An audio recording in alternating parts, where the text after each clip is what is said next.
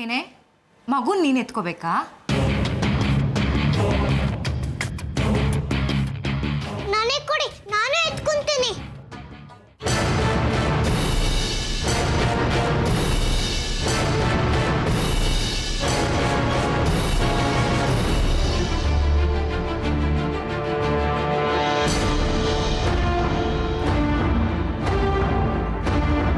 ಸ್ವಲ್ಪನಾದ್ರೂ ಜವಾಬ್ದಾರಿ ಇದೆಯಾ ನಿನ್ಗೆ? ಮಗು ಉಸಿರುಗಟ್ಟಿ ಅಳ್ತಾ ಇದೆ, ಉಸಿರು ಸಿಕ್ಕಾಕೊಂಡ್ರೆ ಏನ್ ಗತಿ? ನೀನೇನು ಮಗು ನೋಡ್ಕೊಳ್ಳೋದು ಬೇಕಾಗಿಲ್ಲ, ಈಗಿಂದೀಗ್ಲೇ ಗಂಟು ಮೂಟೆ ಕಟ್ಕೊಂಡು ಹೋಗ್ತಾ ಇರು.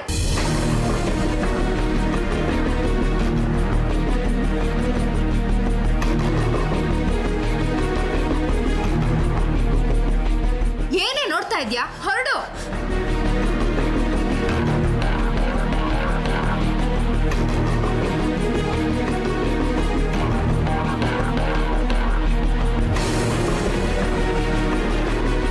ಪಾಪ ಸುಳ್ಳಕ್ಕಂಗೆ ತುಂಬಾ ಪೆಟ್ಟು ಬಿತ್ತು ಅನ್ಸುತ್ತೆ. ಅಳ್ತಾ ಇದ್ದಾಳೆ. ನಿಂತ್ಕೋ ಅಕ್ಕ. ಅಕ್ಕ ಎಂಥ ಕೆಲಸ ಮಾಡಿಬಿಟ್ರಿ ಅಕ್ಕ? ಮಾಯನ್ಗೆ ಯಾಕೆ ಹೊಡೆದ್ರಿ? ಇಂಥವ್ರನ್ನೆಲ್ಲ ಸುಮ್ಮನೆ ಬಿಡಬಾರ್ದು, ಬುದ್ಧಿ ಕಲಿಸ್ಲೇಬೇಕು. ಇಲ್ಲದೆ ಹೋದ್ರೆ ನಮ್ಮ ಕುತ್ತಿಗೆಗೆ ತಂದ್ಬಿಡ್ತಾರೆ. ಇವಳ ಕೆಲಸ ಏನು? ಮಗುನ್ ನೋಡ್ಕೊಳ್ಳೋದು ತಾನೆ. ಮಗುನ್ ಬಿಟ್ಟು ಇವಳು ಅಲ್ಲಿ ಇಲ್ಲಿ ಯಾಕೆ ಹೋಗಬೇಕು? ಅಕ್ಕ ಪಾಪ ಏನೋ ಕೆಲಸ ಇತ್ತು ಅನ್ಸುತ್ತೆ, ಹೋಗಿದ್ದಾಳೆ ಬಿಡಿ. ನೀನೇನೇ ಹೇಳು, ಮಕ್ಕಳ ವಿಷಯದಲ್ಲಿ ಇಂಥ ಅಶಿಸ್ತನ್ನು ನಾನು ಸಹಿಸೋದಿಲ್ಲ. ಈಗಾಗಲೇ ನೀನೊಂದು ಮಗುನ ಕಳ್ಕೊಂಡಿದ್ಯಾ, ಅದನ್ನು ಮರಿಬೇಡ. ಈ ಥರ ಜವಾಬ್ದಾರಿ ಇಲ್ಲದೆ ಇರೋಳಿದ್ರೆ ಈ ಮಗುಗೂ ಏನಾದರೂ ಆಗ್ಬೋದು. ನಿನ್ನೆಚ್ಚರಿಕೆಯಲ್ಲಿ ನೀನಿರು, ಆಮೇಲೆ ಯಾರನ್ನೋ ದೂರಿ ಏನು ಪ್ರಯೋಜನ?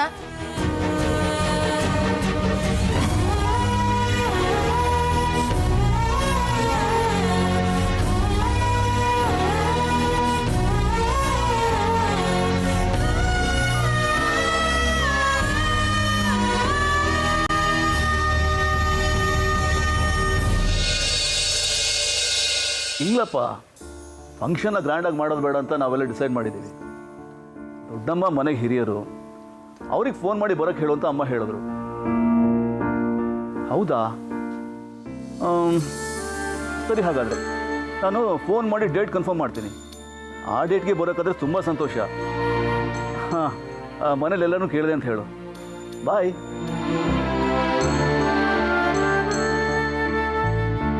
ಮಗುನ ಹೇಗೆ ನೋಡ್ಕೋಬೇಕು ಅನ್ನೋ ಜ್ಞಾನ ಒಬ್ರಿಗೂ ಇಲ್ಲ. ನಾವು ನೋಡ್ಕೊಂಡು ಹಾಗೆ ಮಗುನ ಕೆಲಸದವ್ರು ನೋಡ್ಕೋತಾರ? ಛೇ, ತಾಯಿ ಪ್ರೀತಿ ಬಗ್ಗೆ ಅವ್ರಿಗೆಲ್ಲ ಏನು ಗೊತ್ತಿರುತ್ತೆ ಅಂತ. ಭಾರತಿ, ಯಾಕೆ, ಏನಾಯ್ತು? ಮಗು ಒಂದೇ ಸಮ ಅಳ್ತಾ ಇದೆ. ಆ ಮಗು ಒಂದನ್ನೇ ಬಿಟ್ಟು ಈ ಮಾಯಾ ಎಲ್ಲ ತಿಪ್ಪೆ ಅಲಿಯಕ್ಕೆ ಹೋಗಿದ್ದಾಳೆ. ಶಾಂತ ಬಂದಿದ್ದಕ್ಕೆ ಸರಿ ಹೋಯ್ತು, ಇಲ್ಲದೆ ಹೋಗಿದ್ದಿದ್ರೆ ಇವತ್ತು ಆ ಮಾಯನ ಗ್ರಹಚಾರ ಬಿಡಿಸ್ಬಿಡ್ತಾ ಇದ್ದೆ. ಹೋಗ್ಲಿ ಬಿಡು, ನೀನು ಯಾಕೆ ಇಷ್ಟೊಂದು ಅಪ್ಸೆಟ್ ಆಗ್ತಾ ಇದೆಯಾ? ಶಾಂತ ನೋಡ್ಕೋತಾಳೆ, ಅವಳ ಮಗು ತಾನೆ.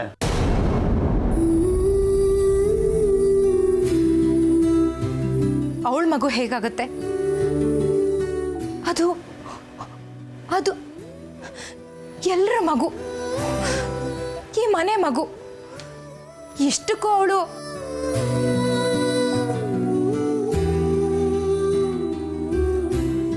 ಭಾರತಿ, ಯಾಕೆ ಸಿಟ್ಟು? ಕಂಟ್ರೋಲ್ ಮಾಡ್ಕೋ. ಸರಿ, ಆ ವಿಷಯ ಬಿಡಿ. ನೀವು ಯಾರ ಹತ್ರನೋ ಫೋನಲ್ಲಿ ಮಾತಾಡ್ತಾ ಇದ್ರಿ? ದೊಡ್ಡಮ್ಮಂಗೆ ಫೋನ್ ಮಾಡ್ತಾ ಇದ್ದೆ, ಅನ್ನಪ್ರಾಶನ ಫಂಕ್ಷನಿಗೆ ಬನ್ನಿ ಅಂತ. ದೊಡ್ಡಮ್ಮ ನಾರ್ತ್ ಇಂಡಿಯಾ ಟೂರಿಗೆ ಹೋಗಿದ್ದಾರಂತೆ. ಅಷ್ಟರೊಳಗೆ ಬಂದರೆ ಕರ್ಕೊಂಡು ಬರ್ತೀನಿ ಅಂತ ಪ್ರದ್ಯುಮ್ನ ಹೇಳ್ದ. ಈಗ ಮಗುಗೆ ಅನ್ನಪ್ರಾಶನ ಮಾಡಿಸೋದಕ್ಕೆ ಏನು ಅವಸರ ಆಗಿತ್ತು? ನನಗಂತೂ ಈ ಫಂಕ್ಷನ್ ಮಾಡೋದೇ ಇಷ್ಟ ಇಲ್ಲ. ನನಗಂತೂ ಈ ಫಂಕ್ಷನ್ ಮಾಡೋದೇ ಇಷ್ಟ ಇಲ್ಲ. ಯಾಕೆ ಭಾರತಿ? ಅಂಜಲಿ ಇಲ್ಲದೆ ನಮ್ಮ ಫ್ಯಾಮಿಲಿಲಿ ಸಂಭ್ರಮ ಸಡಗರ ಅನ್ನೋದು ನೋಡೇ ಎಷ್ಟೋ ದಿನಗಳಾಗಿತ್ತು. ಈ ಫಂಕ್ಷನ್ ನೆಪದಲ್ಲಾದರೂ ನಾವೆಲ್ಲ ಖುಷಿಯಾಗಿರ್ಬೋದಲ್ಲ. ಅನ್ನಪ್ರಾಶನ ಮಾಡೋದ್ರಲ್ಲಿ ತಪ್ಪೇನಿದೆ? ಅಂಜಲಿ ಈ ಮನೇಲಿಲ್ಲ. ಅವಳು ಹೋಗಿ 1 ವರ್ಷ ಆಯಿತು. ನಾವುಗಳು ಸೀದಾ ಬಂದು ಮನೆಗೆ ಸೇರ್ಕೊಂಡ್ಬಿಟ್ವಿ. ಒಂದು ಸುಣ್ಣ ಬಣ್ಣ ಪೂಜೆ ಪುನಸ್ಕಾರ ಅಂತ ಏನಾದರೂ ಮಾಡಿದ್ವಾ?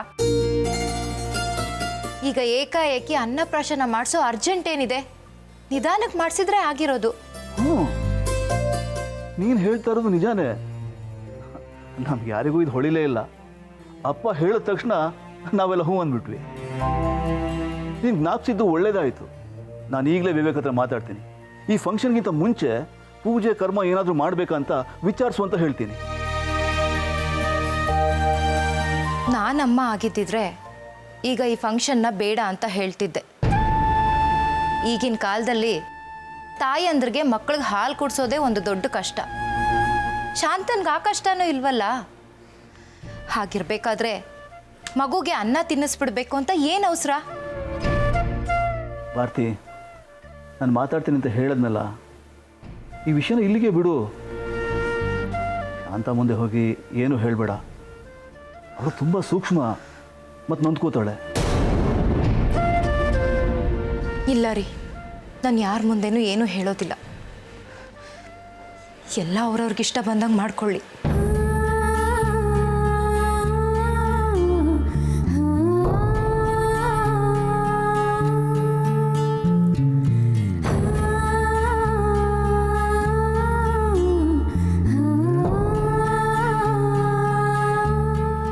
ಎಲ್ಲ ಖುಷಿ ಸುಖನೂ ಬೇರೆಯವ್ರ ಮಕ್ಕಳಲ್ಲಿ ಕಂಡಿದ್ದೇ ಆಯಿತು. ನಮ್ಮದು ಅಂತ ಒಂದು ಮಗು ಇದ್ದಿದ್ರೆ ಅದ್ರ ಸಂಭ್ರಮನೇ ಬೇರೆ ಇರ್ತಾ ಇತ್ತು.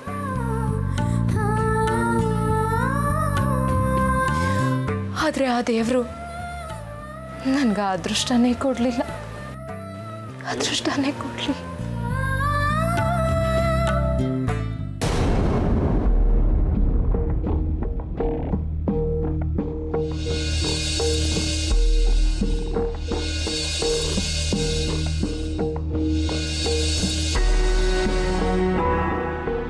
ವಿವೇಕ್, ಏನು ಯೋಚನೆ ಮಾಡ್ತಾ ಇದೆಯಾ? ಅದಕ್ಕೆ ಹೇಳ್ತಾ ಇರೋದು ಸರಿಯಾಗೇ ಇದೆ. ಅದರಲ್ಲಿ ತಪ್ಪಿಲ್ಲ ಅನ್ಸುತ್ತೆ. ಇನ್ಫ್ಯಾಕ್ಟ್ ನಾವು ಮರ್ತಿದ್ದನ್ನ ಭಾರತಿ ಜ್ಞಾಪಿಸಿದಾಳೆ ಅಷ್ಟೇ. ಇಲ್ಲ ಅಣ್ಣ, ನಾನು ಮರ್ತಿಲ್ಲ. ಅಂಜಲಿನ ಅಷ್ಟು ಸುಲಭವಾಗಿ ಮರೆಯೋಕ್ಕಾಗಲ್ಲ. ಅವಳ ಹೆಸರಲ್ಲಿ ಪೂಜೆನೋ ಪುನಸ್ಕಾರನೋ ಮಾಡಿಸಿದ್ರೆ ಅವಳ ನೆನಪನ್ನ ಕೆದಕಿ ಎಲ್ಲಿ ನಿಮ್ಮಗಳ ಮನಸ್ಸನ್ನು ಹಾಳು ಮಾಡ್ಬಿಡ್ತೀನೇನೋ ಆತಂಕ ನನ್ನನ್ನು ಕಾಡ್ತಾ ಇತ್ತು. ಆ ದೃಷ್ಟಿಯಿಂದ ನಿಮ್ಮಲ್ಲಿ ಈ ವಿಷಯನ ಪ್ರಸ್ತಾಪ ಮಾಡಲಿಲ್ಲ ನಾನು. ಅದೇನು ಸರಿ ವಿವೇಕ್. ಆದರೆ ಈಗ ಏನು ಮಾಡೋದು?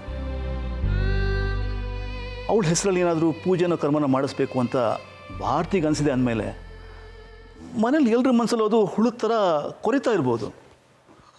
ಆದರೆ ನಿನ್ನ ಥರ ಬಾಯಿ ಬಿಟ್ಟು ಹೇಳದೇ ಇರ್ಬೋದಲ್ವಾ? ಮೇ ಬಿ ನಾವು ಆ ಮಗುಗೋಸ್ಕರ ಏನೂ ಮಾಡಿಲ್ಲ ಅನ್ನೋ ಗಿಲ್ಟ್ ಇದ್ರೂ ಇರ್ಬೋದು. ಹಾಗಿದ್ರೆ ಅನ್ನಪ್ರಾಶನಕ್ಕೂ ಮೊದಲು ಒಬ್ಬರು ಜೋಯಿಸಣ್ಣ ಮನೆ ಕರೆಸಿ ಒಂದು ಸಣ್ಣ ಪೂಜೆಗೆ ಏರ್ಪಾಡು ಮಾಡೋಣವಾ? ಬೇಡ ಅಣ್ಣ, ಈ ಮನೇಲಿ ಏನೂ ಮಾಡೋದು ಬೇಡ. ಈ ಮನೆ ಕಾಲಿಟ್ಟಾಗಿನಿಂದ ಶಾಂತನ ಕಂಟ್ರೋಲ್ ಮಾಡೋದೇ ಕಷ್ಟ ಆಗಿದೆ. ಅಂಜು ಹೆಸರಲ್ಲಿ ಪೂಜೆ ಪುನಸ್ಕಾರ ಮಾಡಿಸ್ತಾ ಇದ್ದೀವಿ ಅಂತ ಗೊತ್ತಾದರೆ ಅವಳು ಡಿಪ್ರೆಷನ್ಗೆ ಹೊರಟೋಗ್ತಾಳೆ. ಮತ್ತೆ ಅದರಿಂದ ಹೊರಗೆ ಕರ್ಕೊಂಬರೋದು ತುಂಬ ಕಷ್ಟ ಆಗುತ್ತೆ. It takes very long time. ಹಾಗಾದರೆ ಏನೂ ಮಾಡೋದು ಬೇಡ ಅಂತೀಯ? ಬೇಡ ಅಂತಲ್ಲ, ಏನಾದರೂ ಮಾಡೋಣ. ಆದರೆ ಮನೇಲಿ ಬೇಡ ಅಣ್ಣ. ಮತ್ತೆಲ್ಲಿ ಮಾಡೋದು? ದೇವಸ್ಥಾನದಲ್ಲೋ ಮಠದಲ್ಲೋ ಅಂಜಲಿ ಹೆಸರಲ್ಲಿ ಅನಾಥ ಮಕ್ಕಳಿಗೆ ಊಟ ಹಾಕೋಣ. ಅವಳ ಹೆಸರಲ್ಲಿ ಡೊನೇಷನ್ಸ್ ಕೊಡೋಣ. ಹೀಗೆ ಅಂಜಲಿ ಹೆಸರಲ್ಲಿ ಏನೇನು ಮಾಡೋಕ್ಕೆ ಸಾಧ್ಯ ಆಗುತ್ತೋ ಎಲ್ಲ ಮಾಡೋಣ.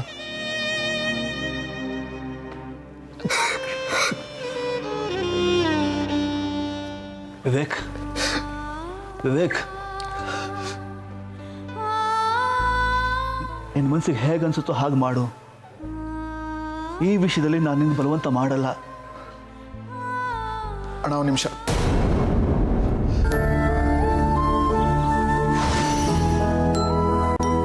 ವಿಷಯ ಮನೇಲಿ ಯಾರಿಗೂ ಗೊತ್ತಾಗೋದು ಬೇಡ.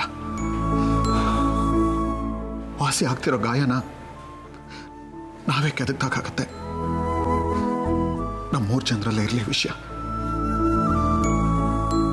ಹಾಗೆ ಆಗಲಿ. ಯಾರಿಗೂ ಹೇಳಬೇಡ ಅಂತ ಈಗಲೇ ಭಾರತಿಗೂ ಹೇಳ್ತೀನಿ.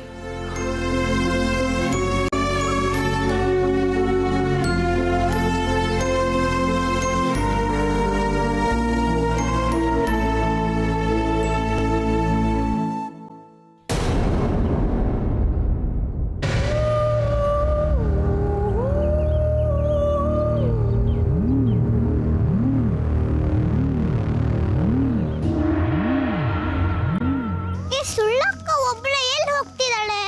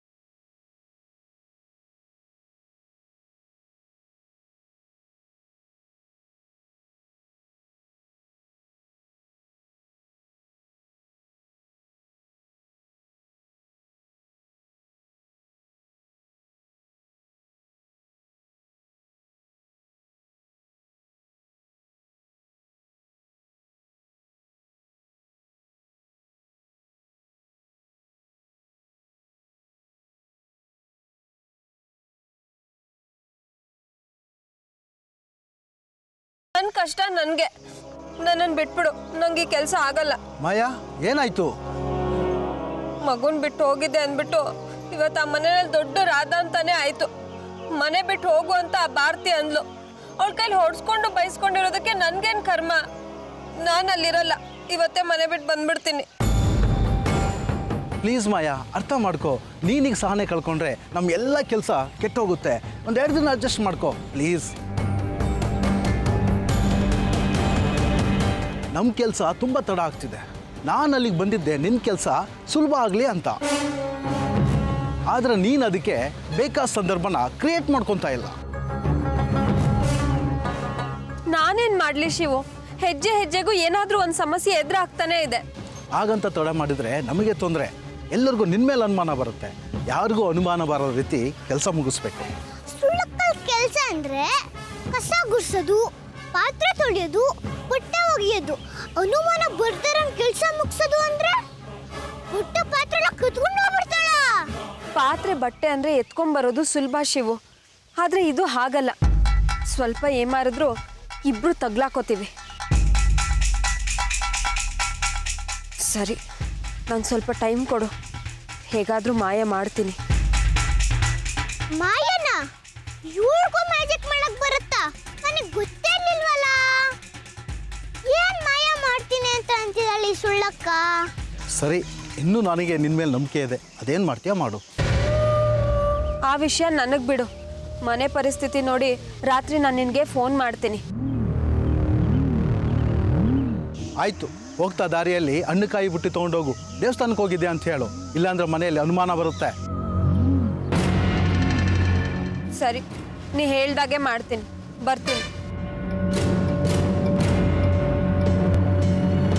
ಇವರಿಬ್ರು ಏನ್ ಮಾತಾಡ್ಕೊಂಡ್ರು ಅಂತ ಅರ್ಥನೇ ಆಗಿಲ್ವಲ್ಲ. ಈ ಸುಳ್ಳಕ್ಕ ಏನ್ ಮಾಯ ಮಾಡ್ತಾಳಂತ ಏನು ಗೊತ್ತೇ ಆಗ್ತಿಲ್ಲ. ಹೇಳಿ, ಯಾರ್ಯಾರು ಯಾವ್ಯಾವ ಜವಾಬ್ದಾರಿ ತಗೋತೀರಾ ಅಂತ. ನಾನು ವಿದ್ಯೆ ನೋಡ್ಕೊತೀನಿ. ಏನು ಹಾಗಂದ್ರೆ? ಅವಳು ಮಾಡಿರೋ ಸ್ವೀಟ್ನೆಲ್ಲ ಕದ್ ತಿಂತಾ ಇರ್ತಾಳೆ. ಕದ್ದಿದೇವ್ರಾಗ ನಾನು ನೋಡ್ಕೊತೀನಿ. ಸಾಕು, ಸುಮ್ಮನೆ ಇರೆ. ಅಲ್ವೋ, ನಾನು ಸೀರಿಯಸ್ ಆಗಿ ಕೇಳ್ತಾ ಇದ್ದೆ, ಇಲ್ಲೂ ನೀನು ತರಲೆ ಮಾಡ್ತೀಯಲ್ಲ. ಕೂತ್ಕೋ ಸುಮ್ಮನೆ. ನೀನು ಏನು ಜವಾಬ್ದಾರಿ ತಗೋತೀಯ ಹೇಳು. ಅಡುಗೆಯವರೆಲ್ಲ ಅಡುಗೆ ಮಾಡಿದ್ಮೇಲೆ ಅದನ್ನೆಲ್ಲ ಟೇಸ್ಟ್ ಮಾಡಿ ಕ್ವಾಲಿಟಿ ಚೆಕ್ ಮಾಡಿ ಹೇಳ್ತೀನಿ. ವಾವ್ ಮಿಸ್ಟರ್ ಅಮರ್, ಎಂಥ ಗನಂದಾರಿ ಕೆಲಸ ಮಾಡ್ತಾ ಇದ್ದೀರಾ. ಹಲೋ, ಅದನ್ನೆಲ್ಲ ನೋಡೋಕ್ಕೆ ನಾವು ಹೆಂಗಸ್ರಿದ್ದೀವಿ, ತಾವು ಬೇರೆ ಏನಾದ್ರು ಕೆಲಸ ನೋಡ್ಕೊಳ್ಳಿ. ಬೇರೆ ಕೆಲಸನ? ಏನದು? ನಿನ್ನ ಕೆಲಸ ಶುರು ಆಗೋದು ಯಾವಾಗ ಗೊತ್ತಾ? ನಾವು ಗೆಸ್ಟ್ಗಳೆಲ್ಲ ಊಟ ಮಾಡಿದ ತಕ್ಷಣ. ಹಾಂ, ಎಲೆಡ್ಕೆ ಕೊಡೋದಾ? ಸೂಪರ್. ಅಲ್ಲ, ನಾವೆಲ್ಲ ಊಟ ಮಾಡಿರ್ತೀವಲ್ಲ, ಎಲೆ ಎತ್ತ ಹಾಕೋದು. ಇವು ಇಡಿಯಟ್, ನನ್ನನ್ನು ಎಂಜಲ್ ಎಲೆ ಎತ್ತು ಅಂತೀಯಾ? ನೀನು ಏನು ಮಾಡ್ತೀನಿ ನೋಡ್ತಾ ಇದ್ದೀಗ. ಓ ಸಾಕು, ಸುಮ್ಮನೆ ಇರೋ. ಅವಳು ಹೇಳಿದ್ರಲ್ಲ ಅಂಥ ತಪ್ಪೇನೋ ಆಗಿದೆ ನೋಡೋ. ಅವ್ರವ್ರ ಕೆಲಸ ಅವ್ರವ್ರಿಗೆ ಶ್ರೇಷ್ಠ. ನಮ್ಮ ಪ್ರಧಾನಮಂತ್ರಿಗಳೇ ಪೊರಕೆ ಹಿಡ್ಕೊಂಡು ಬೀದಿಲಿ ಕಸ ಗುಡಿಸಿದ್ದಾರೆ. ಅಂಥದ್ರಲ್ಲಿ ನಾವು ಊಟ ಮಾಡಿದ್ದು ಎಂಜಲೆಲ್ಲ ನಾವು ಎತ್ತೋದ್ರಲ್ಲಿ ಏನೋ ತಪ್ಪಿದೆ? ಅಪ್ಪ, ನೀವು ಅವಳಿಗೆ ಸಪೋರ್ಟ್ ಮಾಡಬೇಡಿ, ಅವಳಿಗೆ ತುಂಬ ಕೊಬ್ಬು. ಹೌದು, ನೀನು ನನಗೆ ದಿನ ತಂದಾಗ್ತಿಲ್ಲ, ಅದಕ್ಕೆ ನನಗೆ ಕೊಬ್ಬು. ನೋಡಿ, ನೀವಿಬ್ಬರು ಆಮೇಲೆ ಪುರುಷೋತ್ತಾಗಿ ಕಿತ್ತಾಡಿ. ಈಗ ನಮ್ಮ ಕಾರ್ಯಕ್ರಮದ ಬಗ್ಗೆ ನಾವು ತೀರ್ಮಾನ ಮಾಡೋಣ.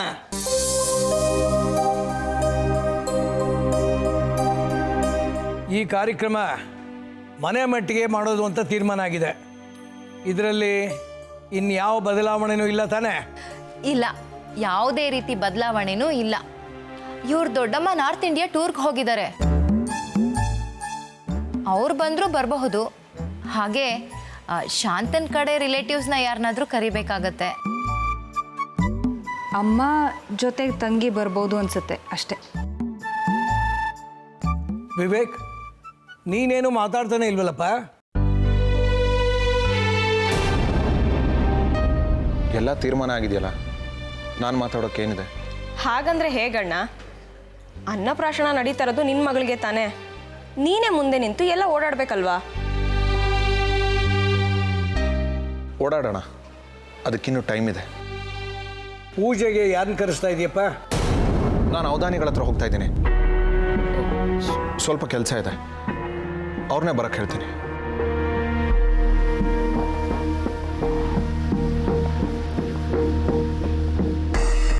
ಅವಧಾನಿಗಳ ಹತ್ರ ಹೋಗ್ತಾ ಇದೆಯಾ? ಏನು ಕೇಳೋಕ್ಕೆ? ಏನಿಲ್ಲ, ಈ ಮನೆನ ನಾವೇ ಕೊಂಡ್ಕೊಂಡ್ವಲ್ಲ, ಇದ್ರ ವಾಸ್ತು ಬಗ್ಗೆ ವಿಚಾರಿಸೋಕೆ. ರೀ, ನಾವು ಈ ಮನೆಯಲ್ಲೇ ಇದ್ದವರು, ಈಗ ಈ ಮನೆನ ಕೊಂಡ್ಕೊಂಡು ಆಗಿದೆ. ಈಗ ವಾಸ್ತು ಬಗ್ಗೆ ವಿಚಾರಿಸ್ಬೇಕು ಅಂತಿದ್ದೀರಲ್ಲ? ಶಾಂತ ಹೇಳೋದು ಸರಿಯಾಗೇ ಇದೆ. ನೀನು ಅವಧಾನಿಗಳ ಹತ್ರ ಈ ಮನೆ ವಾಸ್ತು ಬಗ್ಗೆ ಏನು ಕೇಳೋದು ಬೇಡಪ್ಪ. ಅವ್ರೇನಾದ್ರು ವ್ಯತಿರಿಕ್ತವಾಗಿ ಹೇಳಿ ತಲೆಗೆ ಹುಳ ಬಿಟ್ಟರೆ ಆ ಹುಳ ನಮ್ಮ ತಲೆನ ಕೊರಿಯೋಕ್ಕೆ ಶುರು ಮಾಡುತ್ತೆ ಅಷ್ಟೇ. ಆಮೇಲೆ ಸರಿಯಪ್ಪ, ನೀವು ಹೇಳಿದ್ಮೇಲೆ ಮುಗೀತು. ನಾನು ಅವಧಾನಿಗಳ ಹತ್ರ ಹೋಗೋದೇ ಇಲ್ಲ.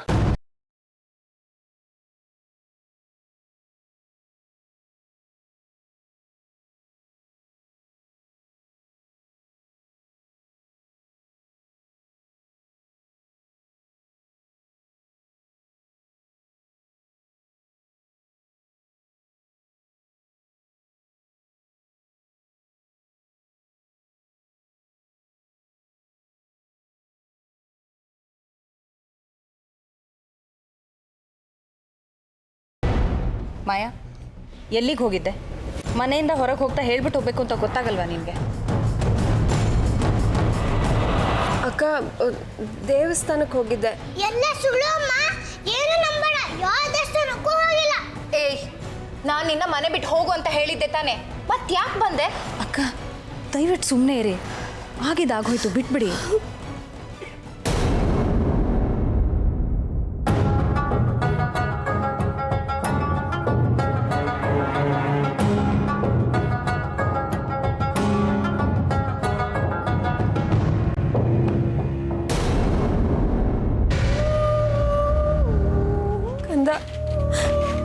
ಈ ಮನೆ ಬಿಟ್ಟು ಹೋಗ್ಬೇಕು ಅಂತಾನೆ ಹೊರಟ್ಬಿಟ್ಟಿದ್ದೆ. ಆದ್ರೆ ನಿನ್ನನ್ನು ಬಿಟ್ಟು ಹೋಗೋದಕ್ಕೆ ಮನ್ಸಾಗ್ಲಿಲ್ಲ. ನಿನ್ನನ್ನು ಬಿಟ್ಟು ಇನ್ನೆಲ್ಲೂ ಹೋಗಲ್ಲ ಕಂದ, ನಿನ್ನ ಜೊತೆನೇ ಇರ್ತೀನಿ.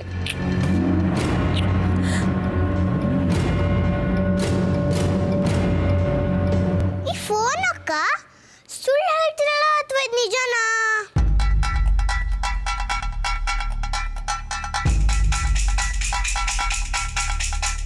ಮಾಯಾ, ಭಾರತಿ ಅಕ್ಕ ನಿನ್ನ ಮೇಲೆ ಕೈ ಮಾಡಬಾರ್ದಾಗಿತ್ತು. ನನಗೂ ಅದು ಸರಿ ಅನ್ನಿಸ್ಲಿಲ್ಲ. ನೀನು ಮನೆ ಬಿಟ್ಟು ಹೋಗೋದು ನನಗೂ ಇಷ್ಟ ಇಲ್ಲ.